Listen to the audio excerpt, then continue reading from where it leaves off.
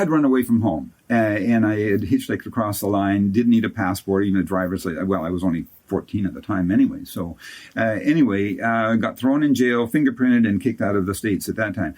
And then a couple of years later, I was 17, and I went across the line, and I was down there for at least 6 months, hitchhiking back and forth across the country all over.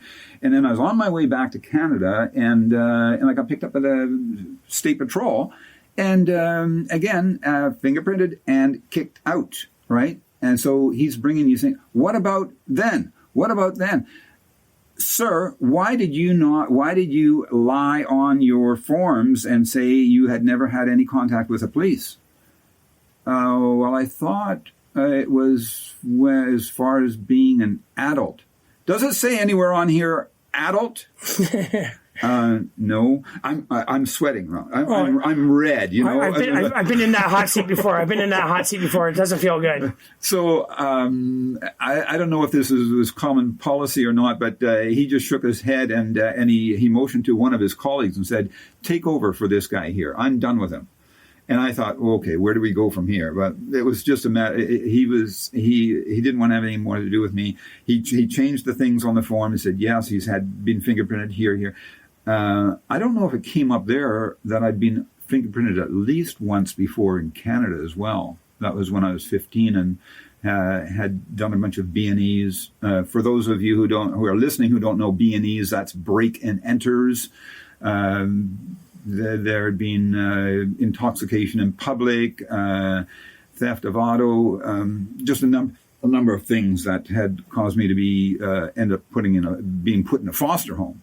So I don't know if that came up on his screen or not, but it was just a matter of getting a picture, and I ended up getting my Nexus card. I don't know, it was like God's grace. Thank you, but I said, whoa, that was.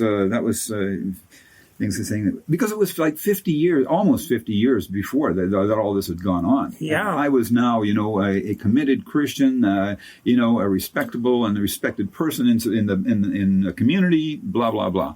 Lost half your hair. Yes. Yeah, indeed. Yeah, more than half. I had shoulder length hair when I was doing all that stuff, and now I'm quite bald and gray. Yeah. Well, you're a very charming looking fella. Actually, when I first met him tonight, I was waiting in the office, and I see a car pull up, and this doctor, I'm picturing in my mind, he jumps out in a pair of coveralls and a pair of rubber boots. You were expecting tie and suit. I was expecting tie and suit. Well, I'm impressed with the fella that you are. I think we got a lot in common.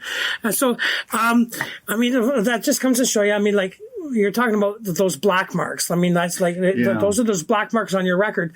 But, when it comes to spirituality, those black marks, God doesn't judge us for those. There was one point in time when we go to heaven that we're going to get judged. But God doesn't hold those black marks against us. Amen. And that's the wonderful freeing thing that that's the promise that we have from God. When we confess our sins, He is faithful and just to forgive us of our sins and to cleanse us from all unrighteousness.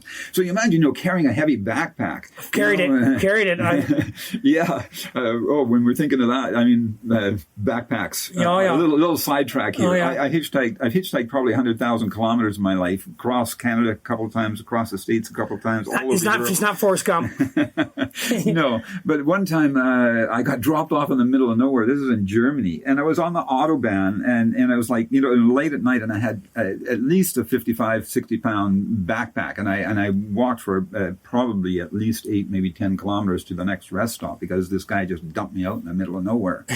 But carrying that backpack of shame, of regrets, of heaviness, of not having purpose.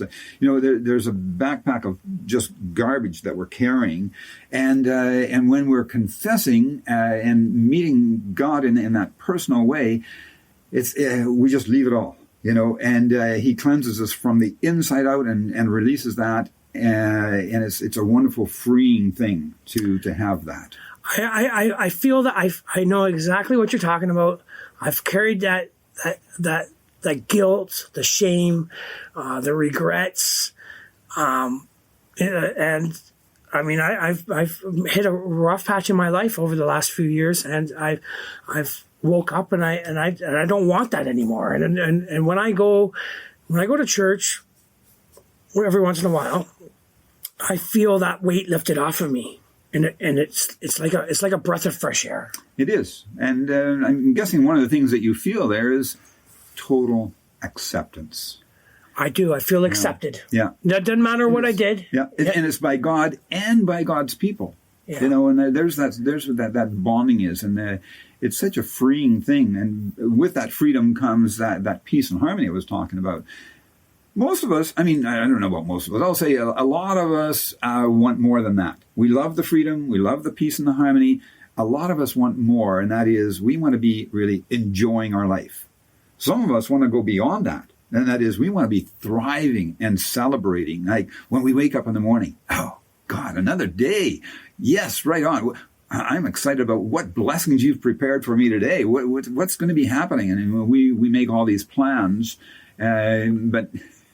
it's God laughs at plans, and he makes it very clear in his word as well of, hey, I'm going to paraphrase here. I'm not quoting specifically, but it's in James, I believe, that where he's saying, come on, guys, get it together here. Don't say you're going to go to here and here and do this and this and do this business and all that. Don't say all those things and without saying God willing. So typically, when I'm writing somebody, and like I go up north, I travel up north to Prince George, Burns Lake, Smithers, Fort Babine, once a month, and so when I'm telling people up there that I'm coming up, I put in DV. DV means it's short for Deo Volente, which means God willing. I'm going to be doing this. I'm going to be doing that, and I was reminded of how important that is again just recently because. We had planned to go on this awesome holiday in February. It ain't happening. Everything was canceled. Can I get your ticket? Where are we going? All canceled. Everything was canceled. No. Oh no. All right. Yeah. No. So because things did not go the way that we had planned. There's illness. There's situations that we had to cancel. It just comes to show you, like a lot of people, they would get all bent out of shape, like they would just ruined. They'd be just so upset. But it takes a real mature person to sit back and say, you know what, it's just the way of the will, right? It's just the way that God willed it, and I'm okay with it. I'm a little bummed out, but no big deal. I'll go next February, or I'll save my money and I'll go this summer. That's right. So thank you for that compliment. I like to believe I'm growing in my faith. It's been, I can say, 68 years now of some kind of a relationship with God, and it's certainly gotten better and better, over the since I came back to Canada. A little bit of background there. I traveled around the States for just hitchhiking all over the place in Canada for a number of months, almost a year. And then I lived in Europe for off and on for close to 17 years. In the Netherlands first, then 3 years in France where I studied, and then 4 years in the States, and then living in Belgium for 11 years. Came back in the summer. Came back to Kelowna where I grew up. My parents moved here in the summer of 1952. They moved to Kelowna. So I came back in the summer of 90 just to spend some time with my parents, and not knowing where I was going from, just having lost my job. My wife divorced me to marry my best friend. What do I do now, right? And a lot of people fall right off the track when it comes to that, right? Yeah. They go right to booze or drugs or sex or a lot of that stuff when we fall off. But you stood back and you took a breath and you says, "What is my purpose?" And I think that you made the right choice. Did you make the right choice?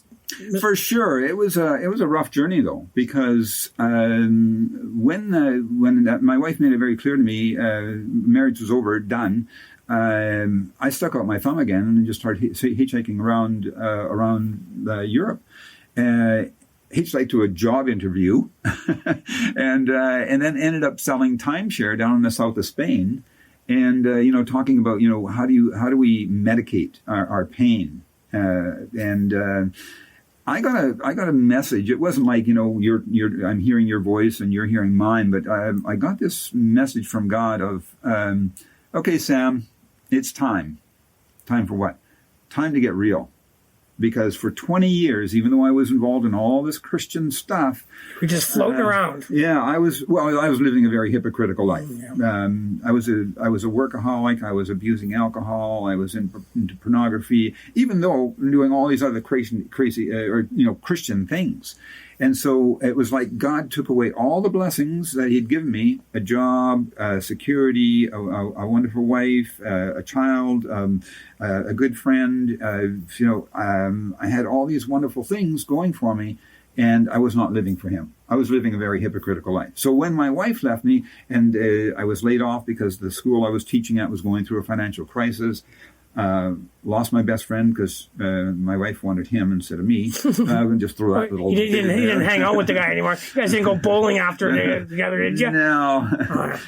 So when all that happened, I was getting a message from God of, okay, are you going to get real? Are you going to get serious? With really living for me now. And so I thought, wow, man, yeah, I really want to. I do.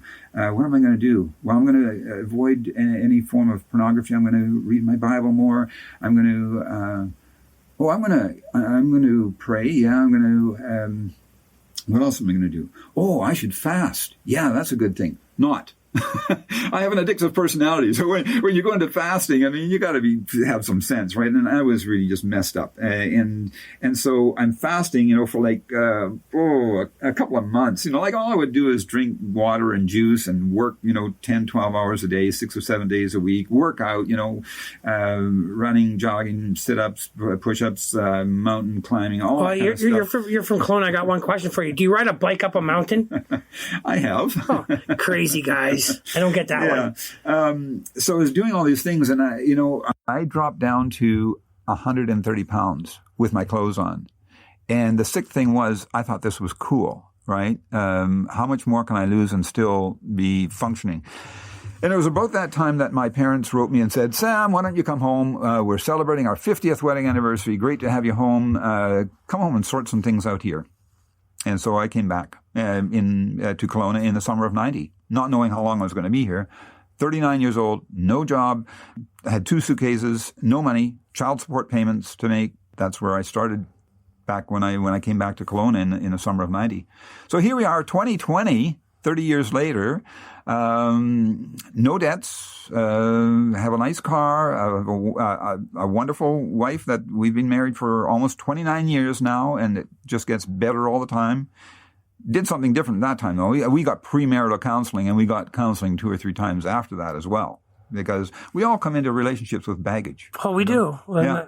I find that over and over again, and I find that most people they try and think that they're the only ones. I got some baggage.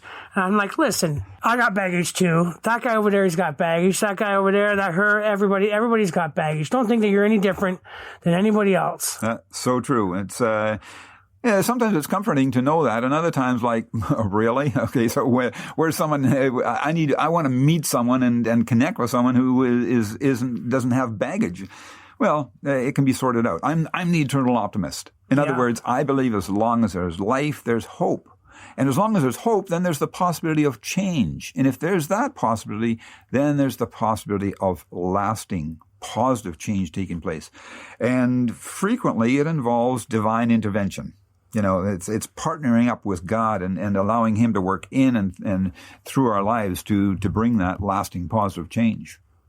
That was a good point that you said, that people say that they want a relationship with nobody, that they want a perfect relationship. They want somebody that doesn't have any baggage. Tell these people how delusional they are. You're delusional. There isn't. And everyone's going to have something. The thing is, it can be sorted out. And there's wonderful, whether it's, individual counseling or couples counseling. A lot of people will go to self-help books. They'll podcasts. Yep, that's there. I want to mention that for sure. There's workshops, all those kind of things. And what I found that frequently people who, whether they're reading the self-help books, whether they're listening to podcasts, whether they're going to some intensive, sometimes ongoing workshops, often it's going to be the one-on-one individual counseling that is going to make a huge difference in their life. Where there's it can